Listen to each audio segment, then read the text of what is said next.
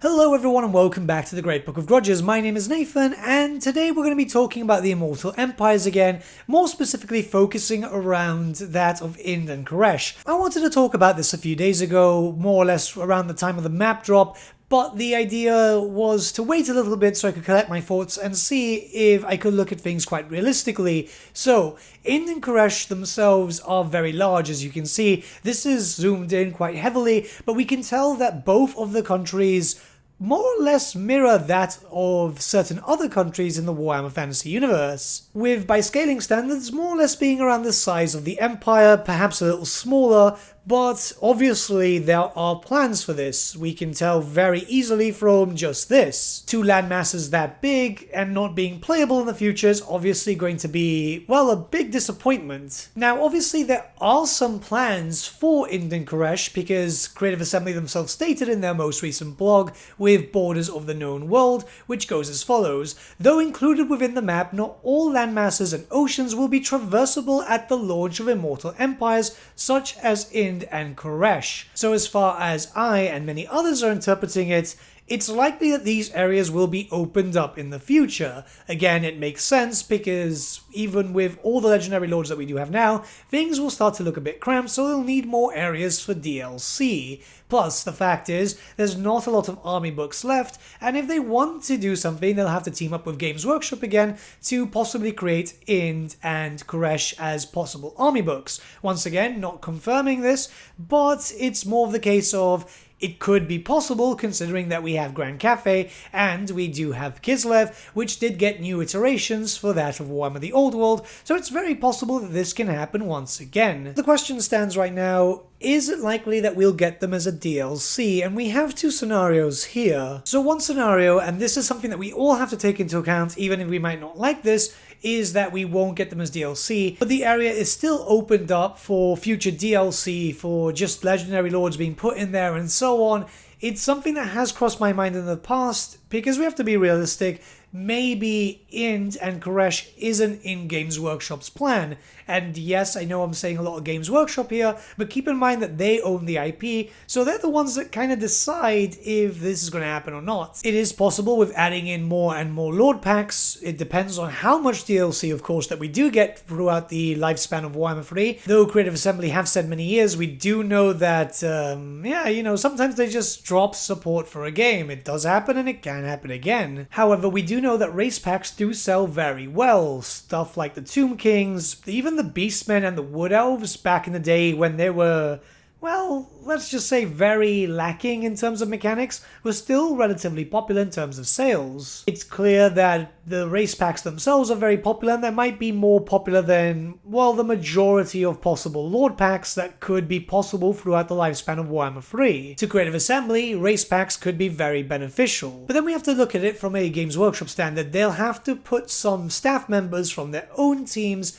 working on these races, because that's how it kind of worked in the past. We saw this with Kislev Cafe, and it's most likely that this also happened with Norska, though mind you, Norska had a lot more source material. But does Games Workshop see that there's enough profit to be made here? Because obviously we know that Games Workshop's stuff is usually quite delayed. We get races for the titles that they have in a very weird way. Sometimes it shows up, sometimes it takes a few years.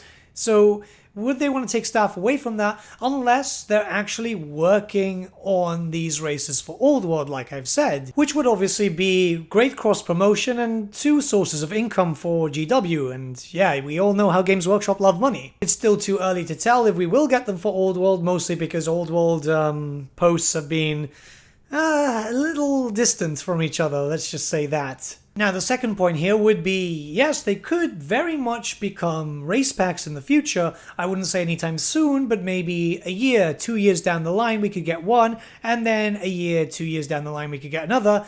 Mostly because, again, looking at Kislev and Cafe, what the new iteration of them has shown us is that they don't get complete rewrites. If you look and compare what we knew about Cafe to Cafe now, a few things were changed, but not so much.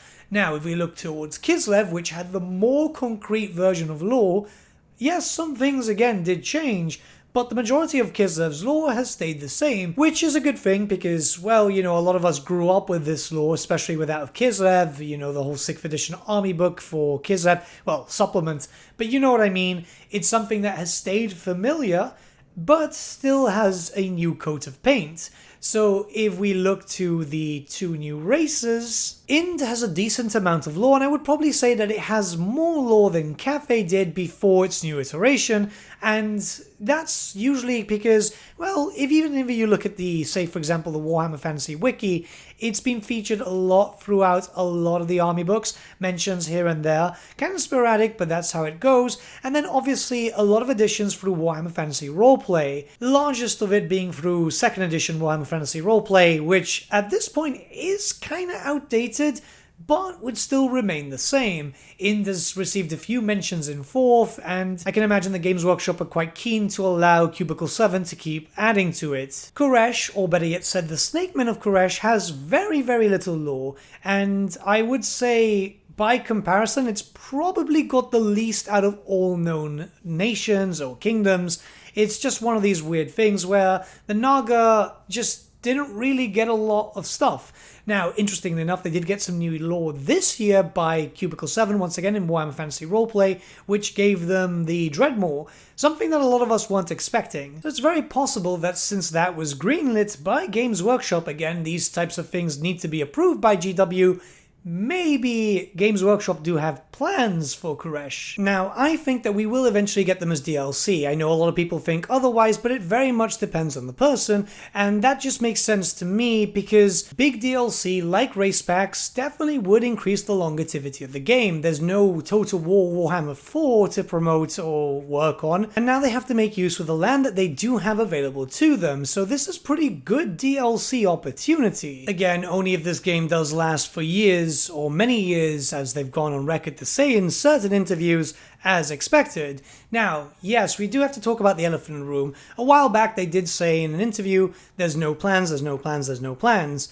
But keep in mind that plans do change, and the fact of the matter is, a long time ago, I can't find the source unfortunately because I think this was some sort of stream, but I remember it was around 2017 with Lionheart the YouTuber, which they did say there was no plans for Vampire Coast, and look at that, a year later we got Vampire Coast. It's obvious that they can't say, yes, we have plans for Ind, or yes, we have plans for Khuresh, mostly because, yes, plans can change, and they can decide, yeah, let's not do that, or, and let's be kind of honest, sometimes the fan base gets a little annoying asking for stuff, and we can use perfect examples like Thankwall, because they did confirm Thankwall, and a lot of people asked for Thankwall. So I do understand the secretive nature, so I do think that it would be a massive shame if we didn't get these as DLC, because at the end of the day it would just be kind of cool to have more factions to play with.